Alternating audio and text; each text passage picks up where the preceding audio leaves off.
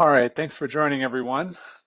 I am going to go ahead and get started here. So my name is Nathan Grathwall. I'm one of the application engineers here at Altair, now Siemens, I guess. And today we are going to be covering 1D meshing, specifically beam meshing. So before we get started, I'm going to give a quick plug for everything else we have coming up in this series. So let me share my screen. We'll get oriented here.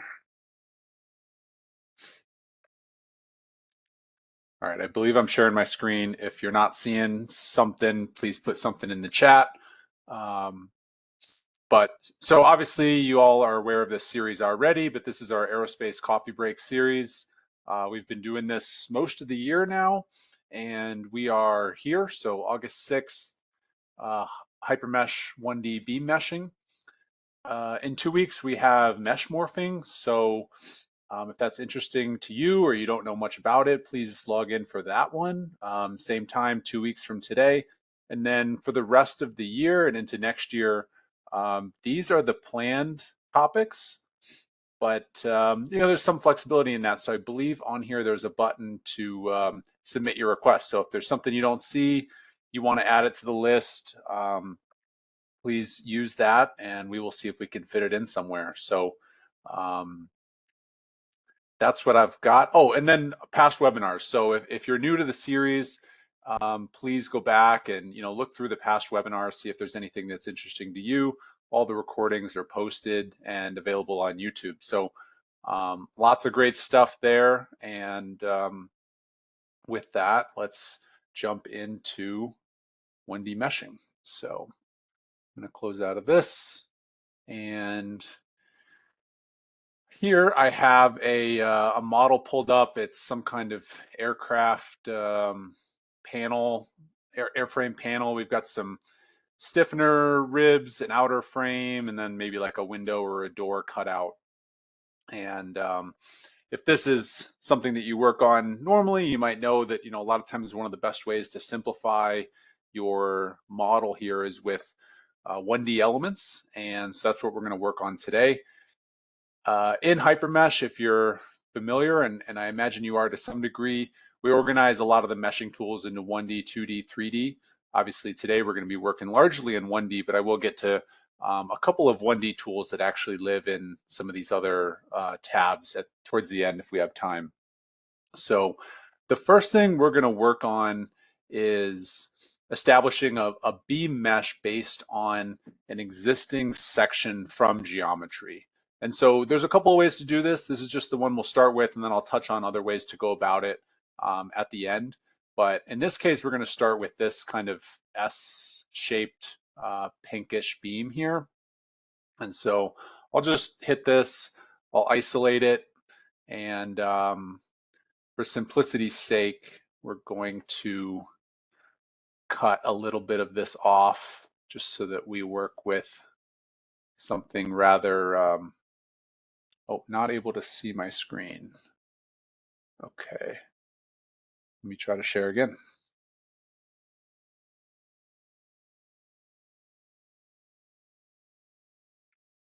Are you seeing it now? Yes, okay. Sorry about that. I had clicked share screen, so I thought it would just keep sharing when I went from browser to HyperMesh, but now we're good. So let me back up, show all. So this was what I was referring to. We've got this, this panel, and this is the kind of S-beam or frame that we're gonna work with here. So again, I'm just gonna isolate that and quickly go back to splitting. And this isn't really part of the demo today. It's just me getting to what I want to work with. So I will just split this and isolate that. So now we've just got a small section of this. I'm going to lock this view and we'll actually get into the 1D meshing. So the first step to this is just creating an empty 1D mesh along this member. So we're going to do that with the line mesh tool here. A couple different ways you can do this. If you have existing nodes, you can do it by nodes, but I don't in this case. We're going to select an edge line here. Could be any of these, but I'm just going to pick one that runs the whole length. For some reason, it defaults to like 93 elements along this. That's, in my opinion, not really necessary here. So I'm just going to go to a density and we'll give this like 8. And so then we get something a little bit more realistic. Element category. So this is giving you options for all the different types of 1D elements that we can do. Obviously, we're not going to go through all of these today, but just understand based on what your application is, what you need to create. I'm going to be creating beams today, and I'm not going to assign a property or anything yet, and I'll show you why in a little bit. So I'll just close that and hit the play button, and we're good to go. So now we have elements created. We can see in the model browser, we have our 8 beam elements, and we can see those by just selecting them as well, but they show up in green. Now those beam elements are kind of empty right now. They don't have a particular cross section or material or anything applied to them, and that's on purpose. The way that I'm going to go about applying that at this point is with the elastic section tool. There's a couple different section ones, but we're going to start with elastic section here. And what elastic section will do is allow you to select all the beam elements you want to apply that information to, and then select another entity. In this case, we'll use this geometry, and it'll create at each element a section cut and apply that section to the beam element. And it's going to do that automatically for all of these elements all in one go. So if you had a varying section through here, each section would be different based on where that beam was, and that's what a lot of the value is here. So normal workflow here, I just kind of work left to right. So we've got 1D elements. Let's get all of our elements here. We got all 8. And then under the source here, like I said, we have a solid piece of geometry. So I'm going to select that. Again, you could do this with a surface, or if you had a different element, some sort of orphan mesh that you were bringing in, you could do that as well. So solids though for us, and you get this little extra pop-up, and this kind of gives you some options for how you want to go about making these cuts. And the one that I think is most useful is the first one, where you get single cut, where you would get one cut through the whole thing, or cut at each beam, or cut at each node. So if you see cut at each beam, for each of the 8 beams, you get a cut in the middle of it. If you went cut at each node, you would kind of get one at the ends of the beams. I'm going to go for beam, cut at each beam in the middle. And there's other options here for just how you want those cuts to be applied, but for the most part, we're kind of good.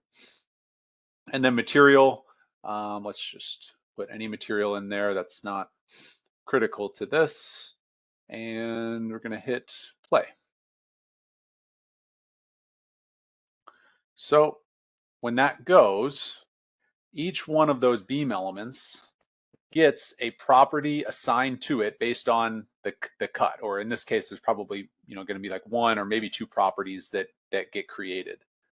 So if we go to the beam, we see each element, and there's this auto prop that's created for each one, and that contains the information about what this S cross section looks like. And you can kind of see the overlay between the geometry and the green being that beam representation. You can turn that off with the visualization tools down here, where this first one that kind of shows an I-beam, if you hover over it, it shows display 1D beams as 3D elements, and that's self-explanatory what it's doing. So you can toggle that on and off, and you can equivalently hide the solids here. You see your beams not represented, and then represented as the full beams. So that's basically how that is done. A couple other things about this. So when it's doing this, you get this beam section that's created, and that's basically an automatic slice, and then it's creating that sketch. If you wanted to, you can actually go in and edit this sketch that's here. And so you see how this sketch is created. You've got these fillets, lines. You can go in and edit this if you want, sort of manually, and it's going to update everything upstream of it. So it's going to update how that property is. It's going to update how those beams are being represented, both graphically and in your model. So the other way that you can go about this, if you don't have some sort of existing geometry or mesh or surface, is create these sketches from scratch. So if I click out of here, in your P-beam,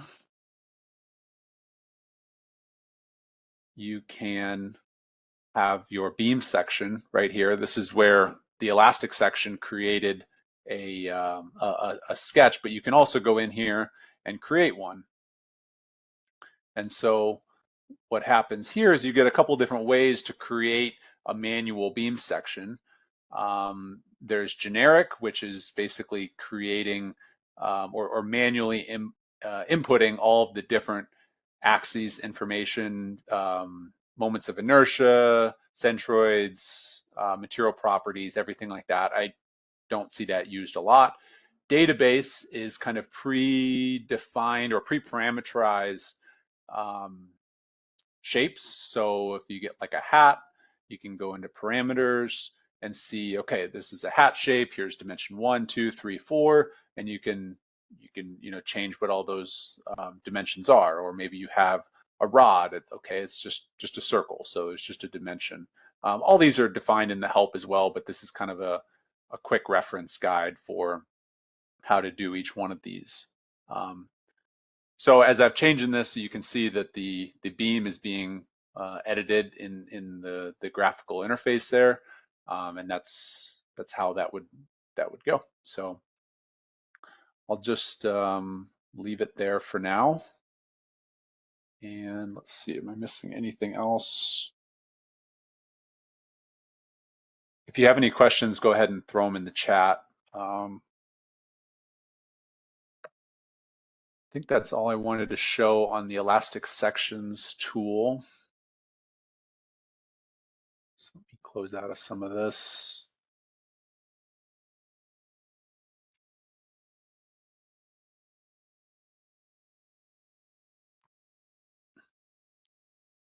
All right, so the next thing I'm going to cover is stiffener mesh and member mesh. And I'm going to move to a different model just because I messed that one all up. So pretty much the same thing here. I think it's at a little bit of a different stage of meshing. You can see the part we were working on is meshed with shells. And so stiffener and member mesh, you can see them in the drop down here. They kind of alternate back and forth. Stiffener creates 1D elements as a shell stiffener. So this is going to be creating elements and connecting them to an underlying shell at the same time or by default. This is great if you don't have something existing already, like we did in the last example. We're just going to create one and attach it to the shell right as we go along. So we'll do a quick demo here.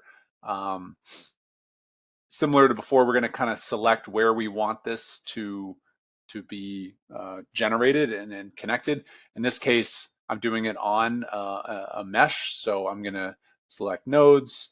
I like to go by path, and we will just put it on an edge here.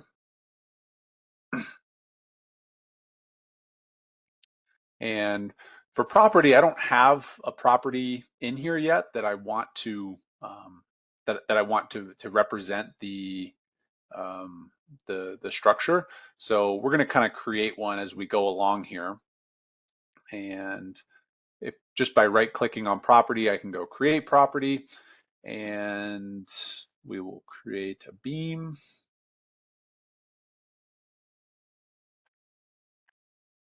And we get something similar to before, where we have this beam section option. We didn't get one automatically created like elastic section. So it's a little bit more of a manual approach, but we'll go create. And just like before, we have these different options for how to, or what we want it to look like. So I'm going to say a T, that should be like that. And let's see, I'll throw a material on there just for good practice. And that looks good. And we'll hit play.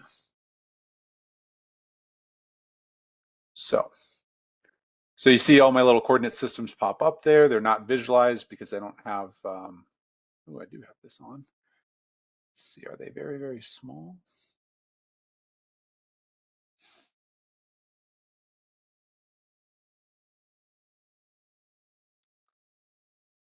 Let's try that again. They didn't seem to go.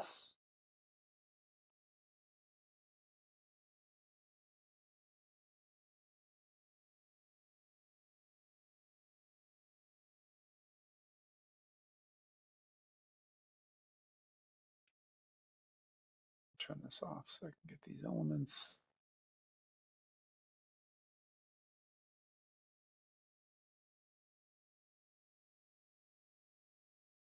P-beam, P-beam. Well, I'm not sure that I had the property selected. That's probably why. Okay, I think this is the one I made. There they go. Okay, so we get that T section along each one of these C-beams.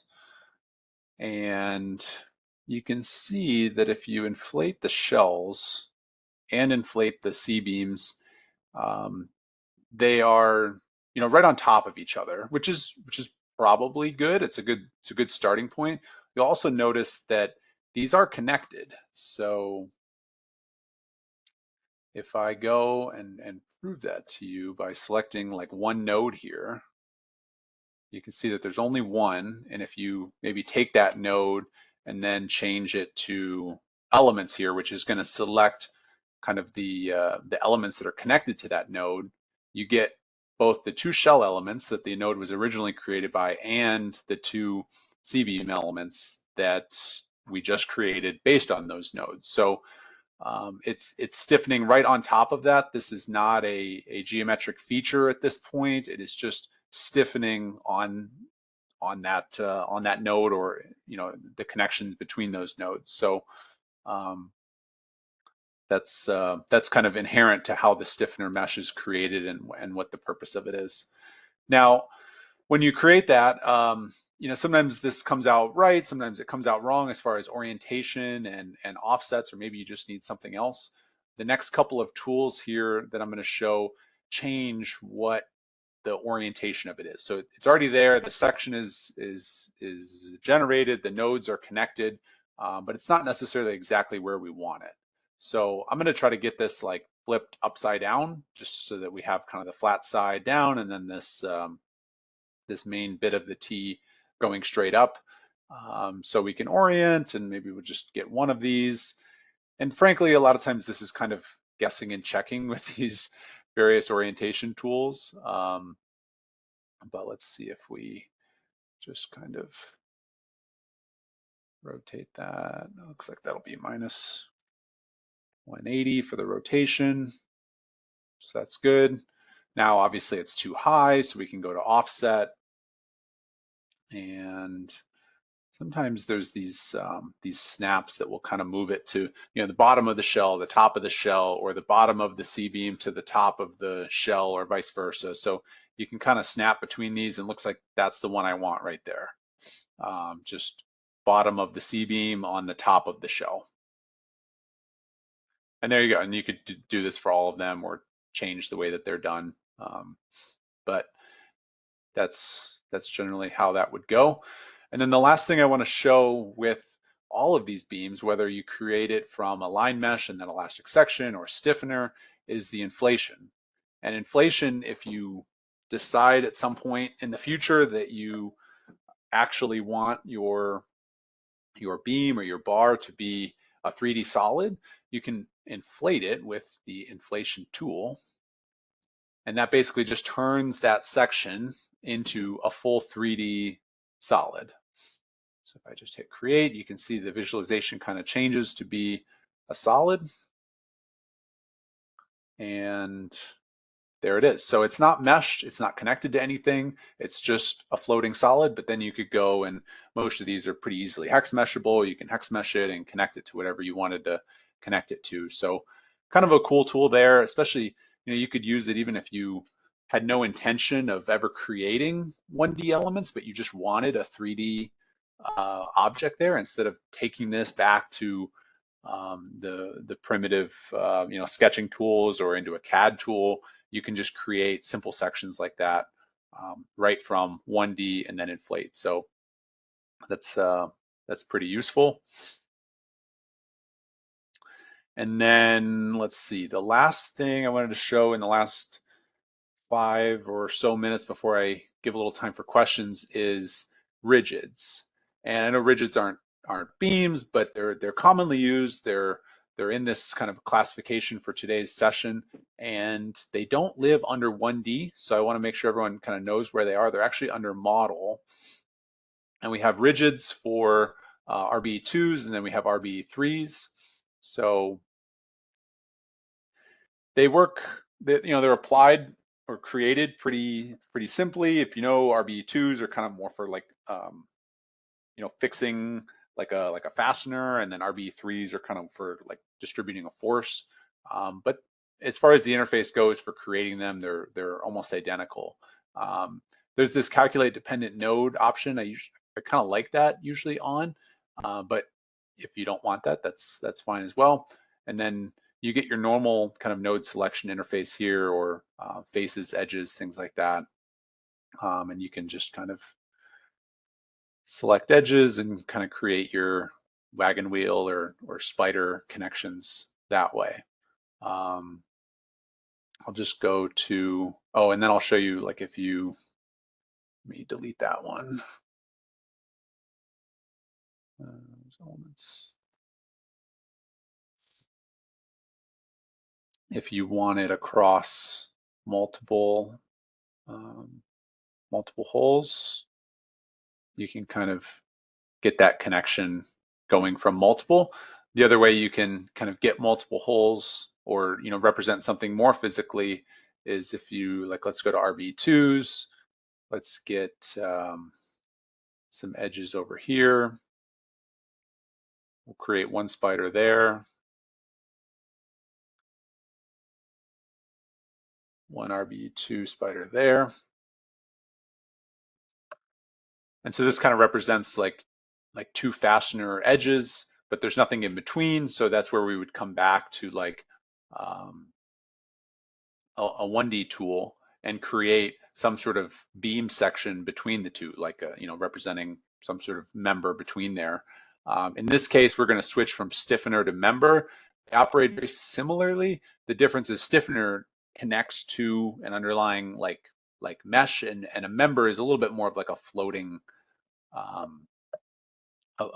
member, connected to just some free nodes or edges. So in this case, I will try to get both of these. Let's get a beam on there. And we'll go through the same process to like create a beam property and section. And rod dimension is fine. Put a material in there.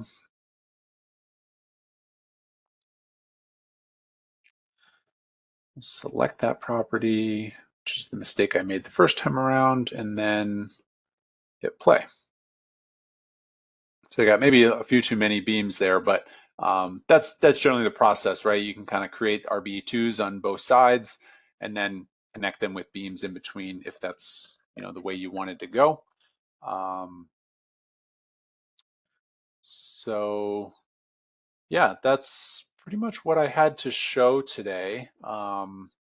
Keep in mind, all of these sections, properties, the elements themselves that you're creating are all populating over in the model tree and the respective browsers for each of them. So you can always come back and edit all these P-beams in the browsers, the beam sections that you're creating, no matter if they're one of these ones that's coming from a predefined shape or if it's from a sketch. It's all there. I don't have any sketches in this one, but it's all there. So you can even parameterize your sketching such that you can eventually move into something like an optimization of your stiffener structure based on certain thicknesses or dimensions in your structure. So